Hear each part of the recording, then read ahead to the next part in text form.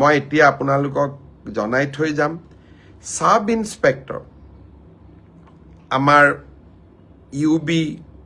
AB communication এই তিনিটা ক্ষেত্ৰত অসম আৰক্ষীয়ে সাব ইন্সপেক্টৰ পোষ্টৰ পৰীক্ষা পাতিছিল ইয়াত পদ আছিল 203টা ইয়াৰে ইতিমধ্যে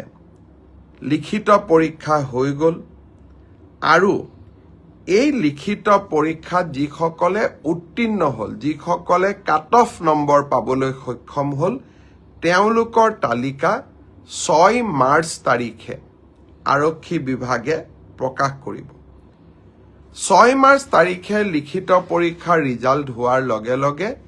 পিএছটি আৰু পিইটি আৰম্ভ হ'ব আৰু পিএছটি আৰু পিইটিৰ